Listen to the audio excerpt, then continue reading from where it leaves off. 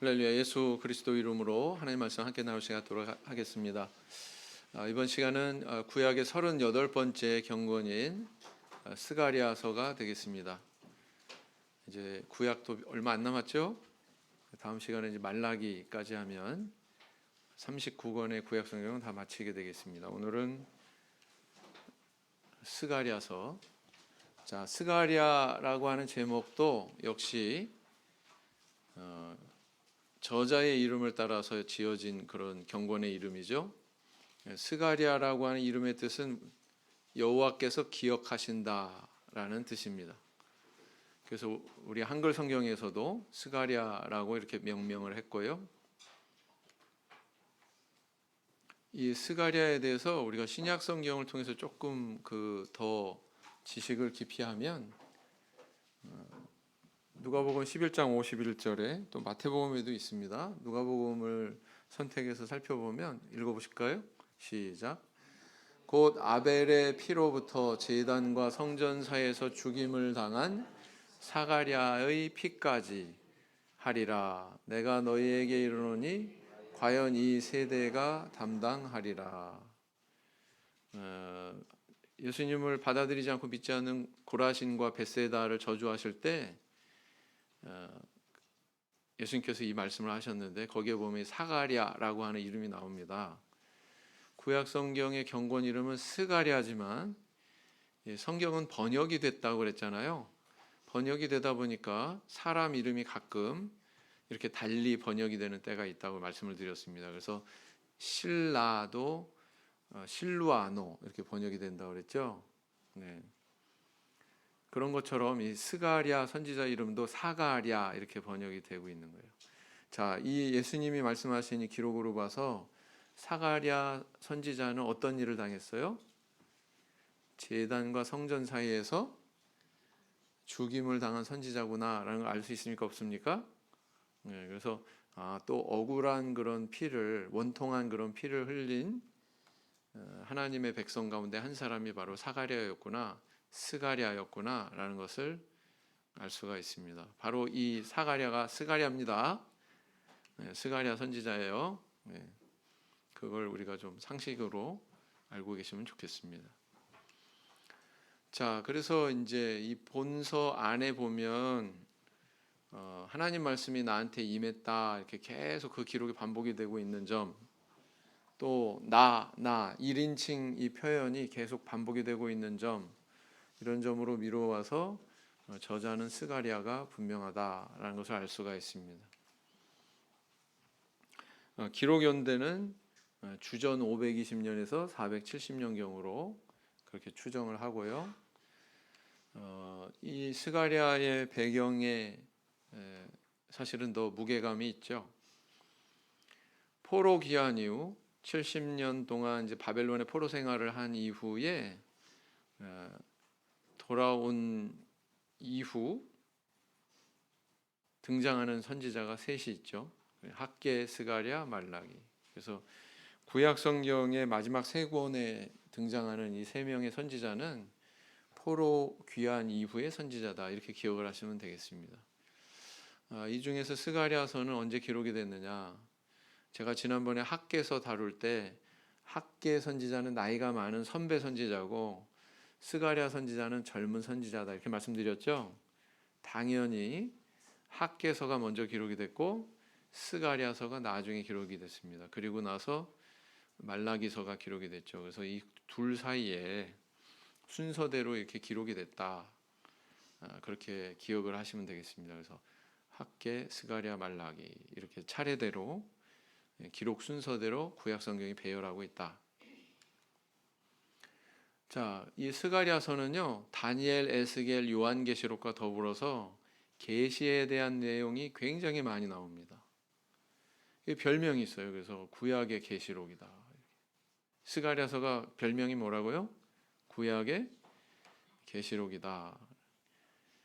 만군의 여호와라고 하는 이 표현이 학개서에도 등장하지만 본서에 무려 47회나 등장을 하고 있습니다. 그리고 가장 난해한 소선지서로 알려져 있습니다. 당연하겠죠? 계시 내용이 많기 때문에 그렇다. 자, 역사적인 배경은 어떻습니까? 역사적인 배경은 역시 그 포로 귀환 무렵, 그다음에 완전히 포로 귀환한 이후 두 시간을 배경으로 하고 있습니다. 그래서 이 스가랴서는 둘로 나누면 전반부, 후반부 이렇게 나누어진다 이렇게 볼 수가 있습니다. 이 전반부의 내용은 1장부터 8장, 그다음에 나머지 9장부터 14장은 후반부에 해당된다 이렇게 볼 수가 있는데요. 이 두 기록의 차가 한 40년 정도의 시간 차가 있다. 그러니까 스가랴서가 일거에 기록이 된 게 아니라 전반부가 기록이 된 다음에 40년 뚝 띄어서 40년 뒤에 다시 기록을 했다라는 거예요. 참 긴 시간이죠? 네, 그렇습니다.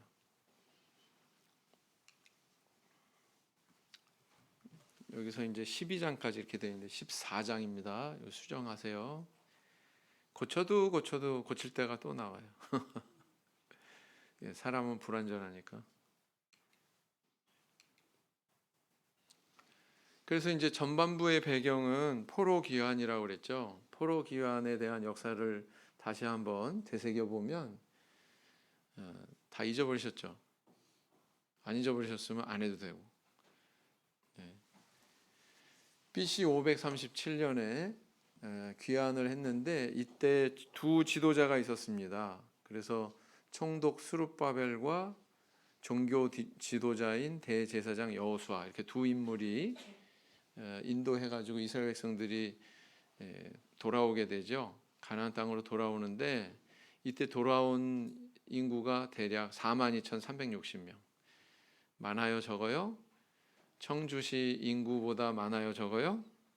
네, 적어요. 그렇게 많지 않죠.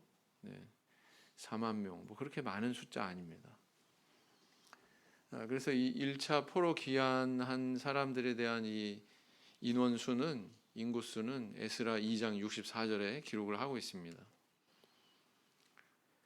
그래서 이제 돌아온 다음에 처음 한 일이 뭐예요? 그 이듬해부터 예루살렘에 이제 제단을 쌓고 성전의 기초를 놓습니다. 여기는 이제 에스라서에 보면 잘 나와 있죠? 네, 에스라서에 이렇게 성전을 먼저 건립하고자 한 것은 어떤 의미가 있습니까? 하나님께서 통치하시는 신정국가, 하나님이 통치하시는 그런 나라를 다시 세우고자 하는 그런 소망의 표현이었죠. 그런데 순탄하지 않았다고 그랬습니다. 사마리아와 인근의 여러 나라들이 집요하게 이제 방해를 하죠. 그래서 중단이 되는데 무려 16년 동안이나 이렇게 중단이 됩니다. 그런데 이제 BC 520년에 학개 선지자가 나타나서 여러분 이대로 있으면 안 됩니다. 자기의 소유를 돌아보세요. 막 이러면서 들고 일어났죠. 그리고 한 2개월 뒤에 다시 또 후배 선지자인 스가랴 선지자가 나타나게 됩니다. 그래서 이 신구 두 선지자가 힘을 합해가지고 백성들을 다독이고 독려해서 성전 재건을 다시 시작하게 되지요. 그래서 4년 만인 BC 516년에 520년에서 마이너스 4 하면 어떻게 돼요? 516년이죠. 그죠? 주전 연도는 최근일수록 숫자가 낮다고 그랬습니다. 네. 그렇게 이제 성전을 완공하게 된 때까지의 배경으로 1장에서 8장까지 기록이 됐다 이렇게 볼 수가 있습니다. 후반부 내용의 배경은 성전이 완성된 이후의 그런 여건을 반영을 하고 있습니다. 자, 성전이 완공된 다음에 총독 스룹바벨하고 대제사장 여호수아는 이제 사라지게 되죠. 왜냐하면 이 사람들이 뭐 영원히 사는 게 아니잖아요. 그래서 이제 그 이스라엘 백성들을 이끌 그런 지도자들이 사라지는 그런 상황을 맞이하게 됩니다. 여러분 이건 굉장히 암울한 현실이죠. 인도해줄 지도자가 없다? 그 공동체에게 상당히 위기입니다. 그래서 이제 그러다 보니까 하나님의 백성이라고 하는 어떤 정체성도 지켜지지 못하고 백성들은 이제 자기 욕망대로 세속적인 그런 모습을 가지게 되지요. 그래서 하나님께서는 이런 선민을 향해서 순수한 그런 신앙과 열정을 회복할 수 있도록 스가랴 선지자를 통해서 두 번째 계시의 말씀을 전달하는데 그것이 바로 후반부의 내용이다라는 겁니다. 9장에서 14장까지 내용이라고 그랬죠. 그렇지만 이것은 어찌 보면은 모든 시대의 선민들에게 주는 하나님의 교훈이다 이렇게 볼 수 있습니다. 제가 연총 대표 대회에 또 주석군 집사님 수행하느라 또 목회자 신학연수에 참가하느라 목포교회 영은에 다녀오느라 이렇게 잠시 자리를 비웠는데 성도님들이 잘 하고 계시더라고요. 저 순간순간 이렇게 확인합니다. 밴드에 뭐가 올라오나 카톡에 뭐가 올라오나 다 확인하고 있습니다. 보니까 참 제가 복이 많다 그런 생각을 해보게 됐어요. 우리 목포 영은에 갔다 온 말씀을 잠깐 드리면 너무 잘하고 있더라고요. 전남 지역에 있는 우리 교회들이 광주, 목포, 그다음 수문, 광양 이런 데서 잘하고 있더라고요. 어떤 점을 잘하고 있냐면은 영은회 때는 항상 청년들이 영은회 날짜에 맞춰 가지고 자기들 모임 날짜를 정해요. 아이디어가 좋죠. 그러면은 영은회 참석도 하고 참석자 역할도 해드리고 그렇죠? 또 어른들이 같이 오니까 교통편 걱정할 일이 없어요. 어른들이 운전하는 차 같이 타고 오면 되니까. 그래서 참 지혜롭다. 작년에 제가 광양 영은회 갔을 때도 그렇게 광주 청년들이 와서 예쁘게 찬양을 잘했는데 목포에도 와가지고 또 그렇게 하더라고요. 광주에서 또 영은회 하면 그렇게 몰려간답니다. 다른 교회에서. 그래서 참 잘하고 있다. 그런 생각을 해봤습니다. 자, 스가랴 내용으로 넘어가서요. 일부 내용은 이걸 다시 또 이제 네 토막으로 쪼갤 수가 있습니다. 전반부 두 토막, 후반부 두 토막 이렇게 나눌 수가 있는데요. 일부의 내용을 보면은 성전 재건을 위한 8가지 격려의 환상을 보는 그 내용을 기록을 하고 있습니다. 하룻밤에 봤어요. 이거는 8가지 환상 하룻밤에 봤는데 첫 번째 환상은 뭐냐면은 홍마를 타고 화석류 나무 사이에 선 여호와의 사자. 자, 여호와의 사자가 무슨 말을 탔어요? 홍마. 그 다음에 그 외에 세 마리 또 있어요. 세 마리. 말이 총 몇 마리예요? 4마리. 계시록 공부하셨었죠? 임직자 간습회 참석하신 분들은 더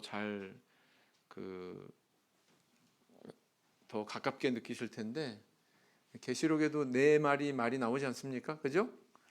네, 여기도 역시 나온다. 첫 번째 환상이 이 내용이다. 그다음 두 번째는 네 뿔과 네 대장장이 환상이에요. 네 뿔은 뭘까? 네 뿔. 아마도 다니엘서 2장, 7장 이런 데 나오는 이스라엘을 괴롭혔던 네 나라. 그죠? 네 나라를 상징하는 것이 아니냐 이렇게 봐지고요. 네 대장장이 그 나라들을 또 제압하고 그 나라들을 징벌하는 그런 존재에 대해서 네 대장장이로 보여준 것이 아니냐 이렇게 해석을 할 수가 있습니다. 그 다음에 이제 측량줄을 잡은 소년의 환상, 세 번째 환상이고요. 대제사장 여호수아에 대한 환상이 또 나오죠. 옷을 갈아입히는 그런 환상이 나옵니다. 더러운 옷을 벗기고 깨끗한 옷으로. 그 다음 순금등대와 두 감람나무의 환상이 나오죠. 그 다음 6번째는 날아가는 두루마리 환상. 에바 안에 앉은 여인의 환상. 에바는 뭐냐면은 곡식을 담는 광줄입니다. 근데 이것이 또 그 계량하는 단위가 되죠. 이 에바가 우리 되를 생각하시면 돼요. 자, 두 번째 환상은 이거고요. 내 뿔과 내 대장장이. 세 번째는 측량줄을 잡은 소년의 환상. 측량줄은 언제 써요? 건축할 때. 성전 건축하는 것과 관련이 있다는 것을 의미하죠. 예. 그다음 대제사장 여호수아에게 깨끗한 옷을 입히는 그런 내용이 또 3장에 나오고요. 더러운 옷을 벗기고 깨끗한 옷을 입혔다. 이 의미는 뭘까요? 혹자는 이제 이 대제사장 여호수아가 이스라엘 백성을 대표하는 그런 존재로서 해석을 합니다. 그래서 이스라엘 백성들이 그간 바벨론에서 포로 생활하면서 어떤 존재가 된 거예요. 선민으로서의 자부심도 다 잃어버리고 어찌 보면 죄악에 물든 그런 존재가 됐었죠. 우상 숭배의 나라에서 더러워질 대로 더러워진 그런 선민이 다시 이제 하나님의 선민다운 그런 모습으로 회복이 될 거다라는 걸 이렇게 상징적으로 보여주고 있다. 그다음 7 금등대와 2 감람나무에 대해서 이게 어디서 또 낯설지 않죠? 어디에 또 나옵니까 이게? 계시록에 나오죠. 그다음 하늘을 날아가는 두루마리 이것도 또 어디 나와요? 계시록에 또 나옵니다. 그다음 에바 가운데 앉은 여인 여기에 대한 해석은요 확실하지는 않지만 본서에서 이건 무슨 뜻입니까? 쭉 설명해주고 이건 무슨 뜻입니까? 쭉 설명해주고 이런 논조로 지금 진행이 돼요. 스가랴서를 보면 그러니까 그 안에서만 받아들이시면 될 것 같아요. 너무 비약해서 해석하지 마시고 그 안에서만 받아들이시면 됩니다. 굉장히 힘들어 보이죠? 여인이 요가 하나? 좋은 의미가 아닙니다. 좋은 의미의 그런 에바와 여인이 아닙니다. 에바는 22리터라고 하는데 또 30리터가 넘는 그런 부피로 계산하는 경우도 있습니다.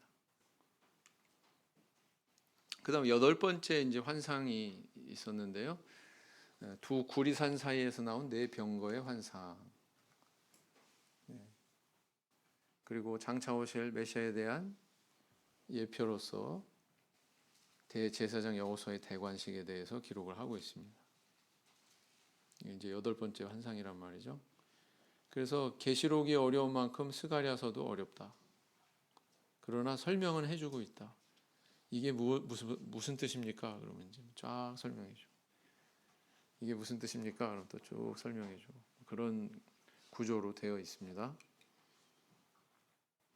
그 다음에 이제 7장 1절에서 8장 23절은 금식 문제에 대한 그런 질문과 대답이 나와 있는데요. 베델 사람들이 이 질문을 합니다. 우리가 여태까지 이렇게 습관적으로 지켜오던 이런 금식일, 기타 기념 금식일 이런 거 계속 지켜야 됩니까? 그러면서 이제 질문을 하죠. 그러니까 여기에 대해서 이제 4가지 답변을 내놓습니다. 너희가 70년 동안 이렇게 금식하고 그런 것은 뭐 하나님 위해서가 아니라 바로 너희 자신을 위해서 한 거였다.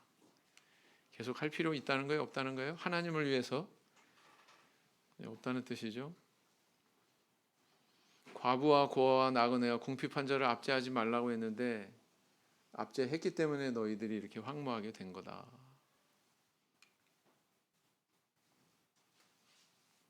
항상 또 논조가 그렇게 흘러간다고 그랬죠. 역시 스가랴 선지자의 이 글도 스가랴서도 예외가 아닙니다. 부정적인 것들, 저주와 심판, 징벌 이런 내용이 쭉 나오고 그걸로 끝나는 게 아니라 뭐예요? 하나님께서 이제는 너희를 구원하실 거야. 축복하실 거야. 이렇게 희망적인 내용을 또 주고 계시다. 마지막 부분에 가서 그렇습니다. 그 다음에 많은 백성과 강대한 나라들이 예루살렘으로 와서 여호와께 은혜를 구할 것이다. 이런 미래사를 예언을 하죠. 역시 이방 나라들이 이렇게 하나님 앞에 돌아올 것에 대해서 또 예언을 하고 있다는 것입니다. 네. 근데 유대인들은 이걸 인정했어요, 안 했어요? 신약 시대에 와서 예수님 시대에 안 했죠. 근데 이 이방인들에 대한 예언이 한두 군데 나와 있는 게 아니었어요. 그리고 이대로 성취가 됐습니다. 사도행전에서. 그렇죠? 유대인들은 복음을 거부하고 이방인들은 복음을 받아들이고 그런 예들이 사도행전에 여러 군데 기록이 되어 있죠. 네, 주로 이제 13장부터 집중적으로 그런 논조가 나오고 있습니다. 그게 우연이 된 게 아니라는 거예요. 이렇게 하나님께서 이미 구약의 선지자들을 통해서 다 이렇게 예언을 해놓고 계셨다는 것입니다. 그렇게 이방인들이 복음을 받아들였으니까 오늘날 우리도 구원의 대열에 들어온 거죠. 그 다음 세 번째는 메시아로 인한 선민의 복락과 메시아 배척 예언. 메시아에 대한 예언이 있는 것처럼 메시아를 배척할 것이다라는 것에 대한 예언도 나와 있다는 것입니다. 굉장히 많이 나와 있어요. 스가랴서에 예수 그리스도에 대한 예언이 놀라울 정도로 많이 나와 있습니다. 이방은 이렇게 심판하고 선민은 이렇게 안전할 것이다. 이런 내용이 1절부터 8절까지 있고요. 예수 그리스도께서 겸손하여서 나귀 새끼를 타셨다. 이 내용이 신약 성경에 있어요, 없어요? 예루살렘에 입성하실 때 예수님께서 사람이 한 번도 타본 적이 없는 나귀 새끼를 대령시켜 가지고 타고서 입성하신 그 내용을 기록을 할 때 구약 성경을 인용하잖아요. 겸손하여서 나귀 새끼를 타셨다. 그 내용이 스가랴서에 기록이 돼 있다고요. 아, 이 부분이 예수 그리스도에 대한 예언이구나. 스가랴서에 이렇게 예언이 되어 있었구나라는 것을 알 수가 있습니다. 네. 그 다음에 또 그 선민을 이방 열국 가운데서 모으고 번성케 할 것이다. 이런 또 희망적인 미래에 대해서 예언하고 있고요. 잡힐 양떼를 먹이는 참목자 이야기에 대해서 11장부터 기록을 하고 있습니다. 이 참목자는 누구를 겨냥할까요? 예수 그리스도. 그죠? 은총이란 막대기, 연락이라는 막대기를 자르는 목자 이야기. 또 이것도 11장 8절에서 14절까지 이어지고 있습니다. 자, 참 목자가 있으면 또 거짓 목자도 있죠. 양떼를 버린 못된 목자를 벌하리라. 이런 내용이 또 나와 있습니다. 그 다음 이제 마지막 부분에 가서는 예수님의 순환에 대한 내용도 나와 있고요. 그 다음에 선민의 복락에 대한 이야기도 나와 있습니다. 예루살렘 거민은 본곳 예루살렘에 거할 것이다. 예루살렘 거민은 예루살렘에 거해야 되잖아요. 그죠? 근데 그동안 왜 거하지 못했어요? 바벨론의 포로로 잡혀갔었으니까. 그리고 돌아와서도 뭐예요? 하나님 섬기지 않고 우상 숭배에 빠져 있고 세상에 빠져 있고, 그럼 사실은 예루살렘에 거하는 게 아니죠. 그죠? 그런 상황에 대해서 지금 지적하고 있는 거예요. 은총과 간구하는 심령을 부어주시고 또 애통하며 회개하게 할 것이다. 이런 내용이 있습니다. 은총과 간구하는 심령, 그런 심령, 이것은 성령을 겨냥해서 얘기하고 있는 거다. 사실은 더러움을 씻는 셈, 이 표현을 하고 있어요. 이건 무엇과 관련됩니까? 우리가 받은 구원의 은혜 가운데 뭘 겨냥해서 이야기하고 있어요? 앞에는 성령이고 이것은 물세례. 그렇죠? 이게 많아요. 이런 게. 그 다음 사귀를 떠나게 한다. 더러운 귀신들을 떠나게 할 것이다. 이런 내용이 있습니다. 예언자의 직분이 천대받을 것이다. 이러면 안 되는데. 그죠? 교회 안에서 이러면 안 되는데. 내 목자를 치면 양이 흩어질 것이다. 이거 귀에 있죠? 이것도 복음서에서 이 부분 인용했어요, 안 했어요? 예수님이 체포되실 때 맞습니까? 네, 이 구절을 인용했습니다. 그 다음 3분의 2는 멸절하고 3분의 1은 남을 것이다. 이것도 계시록에서 이게 친숙하단 말이에요. 3분의 2, 3분의 1. 그날에 생수가 솟아서 절반은 동해로 절반은 서해로 흐를 것이다. 에스겔서에서도 이 생수가 나오지요. 성전 문지방에서 생수가 흘러가지고 발목에 닿고 무릎에 닿고 허리에 닿고 나중에는 사람이 건널 수 없는 큰 강이 돼서 그 강에는 물고기가 살고 그 강물이 닿는 곳에는 막 식물이 소생하고 뭐 그런 내용들이 기록되어 있잖아요. 동일한 내용이란 말이에요. 동일한 내용.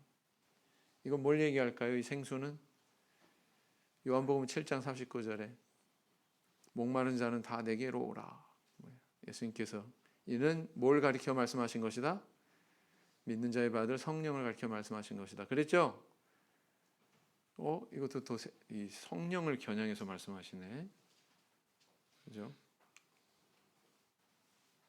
그때는 여호와께서 홀로 하나이실 것이다.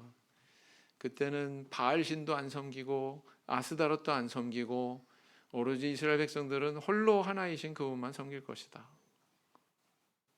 이런 의미도 되고, 그죠? 오늘날에는 하나님이 홀로 하나이신 분이 아니에요. 일반 개신교 안에서. 왜요? 신관이 잘못됐죠? 신관이. 삼위일체. 삼위일체라는 명칭 자체가 모순입니다. 셋이 하나다. 어떻게 셋이 하나? 거기에 대해서는 나중에 자세히 다루고요. 자, 여호와의 날에 열방이 심판받고 주를 경외하며 선민이 정결하게 될 것이다. 정결하게 될 것이다. 뭘 통해서요? 선민이 정결하게 될 것이다. 아까 대제사장 여호수아에 대해서 이야기했죠. 더러운 옷을 벗기고 흰 옷을 입힌다고 하는 그것과 연장선에서 볼 수가 있습니다. 그날의 생수가 예루살렘에서 솟아난다. 이거는 성령을 가리켜 말씀하시는 것이다 라고 말씀을 드렸습니다. 그래서요, 스가랴의 맥락을 보면 8가지 환상을 통해서 이 스룹바벨 성전을 이야기하는 것 같지만 사실은 영적인 성전에 대한 내용을 밝히고 있는 거예요. 앞으로 이렇게 회복할 거야. 영적인 성전을 이렇게 회복할 것이다 라고 하는 그 미래를 겨냥하고 있습니다. 그게 이제 더 무르익는 게 후반부죠. 무르익고 있는 것이 더 후반부입니다. 미래에 완성될 온전한 성전, 영적인 성전, 예수 그리스도와 더불어서 그분이 이렇게 이런 일을 하실 거야라는 것들을, 또 이런 일을 당하실 거야라는 것들을 밝히고 있죠. 그래서 스가랴서의 별명이 뭐라고요? 구약의 계시록. 자, 본문에 어떤 구절들이 있는지 한번 읽어보도록 하겠습니다. 위에 자매반, 밑에 형제반. 시작. 여호와의 말씀에 시온에 따라 노래하고 기뻐하라. 이는 내가 임하여 내 가운데 거할 것임이니라 그랬어요. 자, 이게 무슨 말이에요? 내가 임하여, 하나님께서 임하신다고 그랬어요. 그리고 내 가운데 거할 것임이니라. 우리 성도님들 가운데, 마음 가운데 어떻게? 뭘로? 성령으로. 이미 예언이 되어 있었어요. 스가랴서에. 이사야, 예레미야, 에스겔 선지자만 예언한 게 아니라 스가랴 선지자도 이렇게 예언하고 있었구나. 성령에 대해서. 3장 4절 형제반 시작. 여호와께서 자기 앞에 선 자들에게 명하사 그 더러운 옷을 벗기라 하시고 또 여호수아에게 이르시되 내가 내 죄가를 제하여 버렸으니 내게 아름다운 옷을 입히리라 하시기로 그랬어요. 이 더러운 옷을 벗고 아름다운 옷을 입는 건 뭘 겨냥하고 있을까요? 우리가 가지고 있는 은혜 가운데, 네? 세례, 그죠? 자, 스가랴 4장 6절 형제반 읽겠습니다. 시작. 그가 내게 일러 가로되 여호와께서 스룹바벨에게 하신 말씀이 이러하니라. 만군의 여호와께서 말씀하시되 이는 힘으로 되지 아니하며 능으로 되지 아니하고 오직 나의 신으로 되느니라. 성전 건축하는 것은 나의 신으로 되느니라 이렇게 얘기하고 있습니다. 영적인 성전은요, 힘으로 되는 게 아니고 능으로 되는 게 아니고 하나님의 영으로 되는 겁니다. 세상에 무슨 뭐 권력이나 뭐 신학자나 그죠? 능력 있는 사람의 지혜로 되는 게 아니라 위에서 내려주신 하나님의 성령으로 사도교회가 세워진 것처럼 위에서 내려주신 성령으로 말세의 참교회도 세워진 거죠. 스가랴 8장 3절 자매반 시작. 나 여호와가 말하노라 내가 시온에 돌아왔은즉 예루살렘 가운데 거하리니 예루살렘은 진리의 성읍이라 일컫겠고 만군의 여호와의 사는 성산이라 일컫게 되리라. 이 예루살렘 만군의 여호와의 성산, 이게 뭐예요? 오늘날 교회, 하나님께서 세우신 교회, 그죠? 참예수 교회 믿으십니까? 그 다음 또 형제반 시작. 그날의 죄와 더러움을 씻는 셈이 다윗의 족속과 예루살렘 거민을 위하여 열리리라. 언제 열렸어요? 이 죄와 더러움을 씻는 셈이 오순절에 예수 그리스도 이름으로 세례 주는 그 일이 언제 이루어졌어요? 네, 바로 오순절에 성령 받고 바로 이루어졌죠. 그 다음 스가랴 14장 8절 자매반 시작. 그날의 생수가 예루살렘에서 솟아나서 절반은 동해로 절반은 서해로 흐를 것이라. 여름에도 겨울에도 그러하리라. 이 생수가 뭘 겨냥한다고요? 성령 세례, 그죠? 그 다음 스가랴 14장 다 같이 읽겠습니다. 시작. 천하 만국 중에 그 왕 만군의 여호와께 숭배하러 예루살렘에 올라오지 아니하는 자에게는 비를 내리지 아니하실 것인즉. 그랬어요. 여기서 예루살렘은 뭐예요? 하나님께서 세우신 참 교회. 비는 뭐예요? 비, 성령, 그렇죠? 참예수 교회에 오셔야 성령 받죠. 다른 데 가서 이상한 거 받고 와가지고 성령이라고 주장하면 안 되죠. 그죠? 이런 일이 있었어요. 서부교회에서 제가 있을 때 어떤 분이 전도해가지고 한 분을 데리고 오셨어요. 남성분인데 본인이 성령 받았는데 성령 받은 교회가 또 있다고 그래서 왔다고. 그러냐고, 우리 같이 예배 드리자고. 예배 드렸습니다. 마지막 기도하고 마쳤는데 이분이 방금까지 앉아 있었는데 없어졌어요. 어디 갔지? 막 찾았더니 밑에 계단으로 내려가 가지고 벤치에 앉아 있는 거예요. 밑에. 그래가지고 물어보니까 도저히 앉아 있을 수가 없어서 내려왔대요. 성령 받았으면 그렇게 느낄까요? 안 느낄까요? 오히려 우리는 같은 성령 받은 사람들이 같이 기도하면 더 힘이 있고 더 유창해지고 더 충만해지고 그러지 않습니까? 뭐 거슬려 가지고 도저히 내 기도를 못 하겠어요. 이런 경우가 있어요, 없어요? 없어요. 그건 이상한 거예요. 이런 건 성경에 없습니다. 경험에 의해서. 다른 영이. 다른 영. 자, 스가랴서의 교훈들 어떤 것을 발견할 수 있습니까? 스가랴서에 보면 이 표현이 두 군데 나와요. 열조는 나에게 귀를 기울이지 않았다. 하나님께서 하시는 말씀이에요. 야, 니네 조상들은 내 말 안 들었다. 내가 그들의 행위대로 보응했다. 너희 열조들 신앙생활 잘못했다. 이렇게 이야기하고 계신단 말이에요. 그래서 너희 열조를 본받지 말라. 이렇게 말씀하십니다. 사람은 팔이 안으로 굽어지게 돼 있어요. 그래서 내 자식들 잘못하는 것도 이쁘게 보이죠. 그죠? 뿐만 아니라 우리 부모님들이 잘못하는 것도 또 좋게 보일 수도 있어요. 그래서는 안 된다.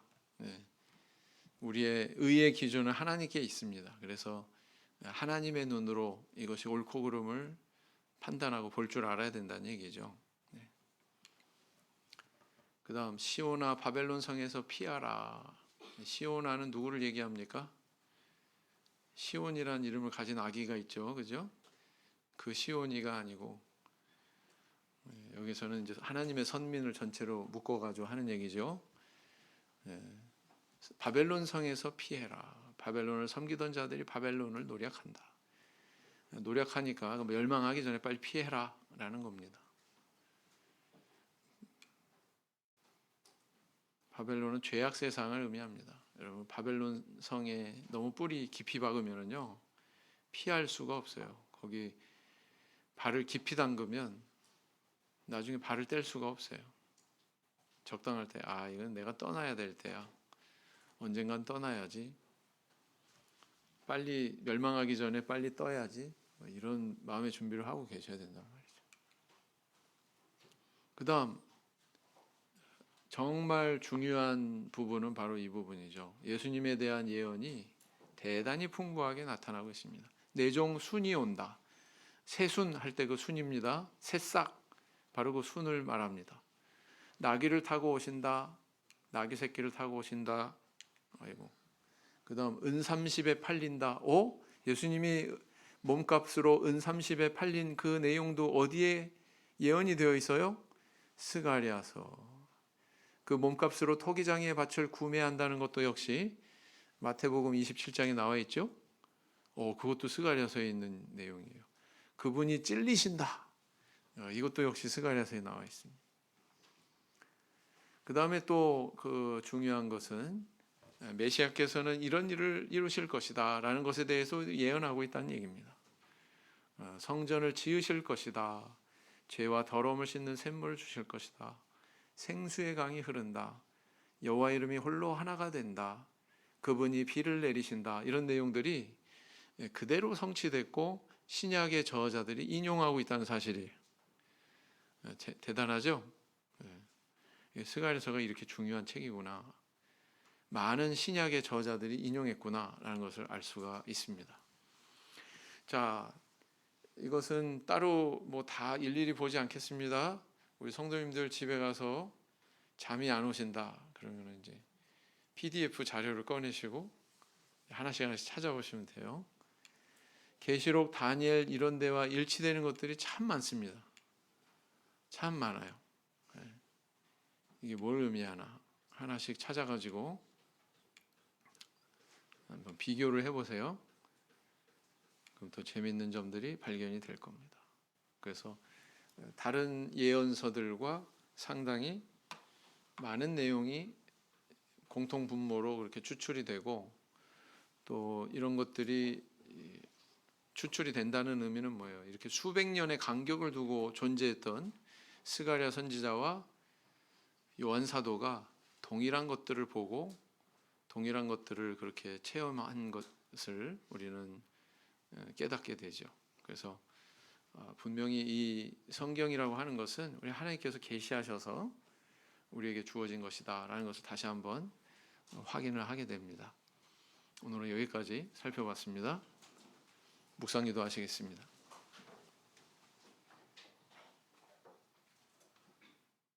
아멘.